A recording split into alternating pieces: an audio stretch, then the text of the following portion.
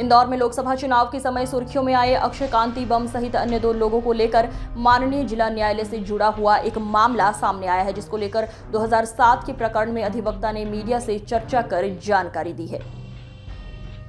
इंदौर में अक्षय बम और उनके पिता कांति बम सहित एक अन्य व्यक्ति द्वारा जमीन पर कब्जा करने सहित अन्य आपराधिक मामले में लोक अभियोजन अधिकारी अभिजीत राठौर द्वारा मीडिया से चर्चा की गई है। इस दौरान उन्होंने कहा कि माननीय जिला न्यायालय में 2007 से प्रकरण चल रहा है। ये प्रकरण अक्षय क्रांति बम, उनके पिता कांति बम और एक अन्य व्यक्ति के खिलाफ था, जिसमें खजराना स्थित निपानिया में कीमती जमीन से जुड़ा हुआ है, जिसके फरियादी यूनुस पटेल हैं, जिनके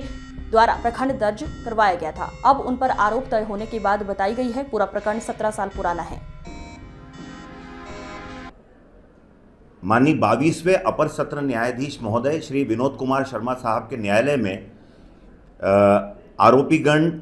अक्षय पिता कांतिलाल बम एवं मनोज गुर्जर के विरुद्ध एक मामला विचाराधीन है, जिसमें आरोपी पक्ष के अधिवक्ता और अभियोजन पक्ष की ओर से आरोपीगण के ऊपर क्या आरोप बनता है और नहीं बनता है, इस बिंदु पर बहस की गई थी, जिस पर माननीय न्यायालय द्वारा तीनों ही आरोपीगण पर आरोप तय कर दिए गए हैं। जिन धाराओं में आरोप तय किए गए हैं वो है धारा 447 जो आपराधिक अत्याचार से संबंधित है, धारा 148 जो विधि विरुद्ध जमाव होता है, जिसमें घातक हथियारों के साथ सुसज्जित होकर और आपराधिक अत्याचार किया जाता है, धारा 323 दंडों या साधारण मारपीट, धारा 435 किसी भी प्रकार से नुकसान पहुंचाना, जिसमें इस मामले में फरियादी यूनुस पटेल की सोयाबीन की खड़ी फसल पर आग लगाकर नुकसान किया गया, धारा 506 जान से मारने की धमकी और धारा 307 हत्या का प्रयास। इन सभी धाराओं में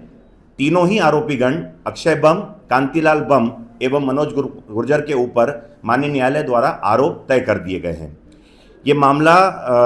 दिनांक 4/10 जो घटना दिनांक है वो दिनांक 4/10/2007 की ये घटना है, जो कनाड़िया बाईपास स्थित दाऊदी नगर की जो जमीन है फरियादी यूनुस पटेल की है, उस जमीन पर इन तीनों आरोपीगण अक्षय बम, कांतिलाल बम और मनोज गुर्जर ये वहां पर पहुंचे, घातक हथियारों से सुसज्जित होकर पहुंचे,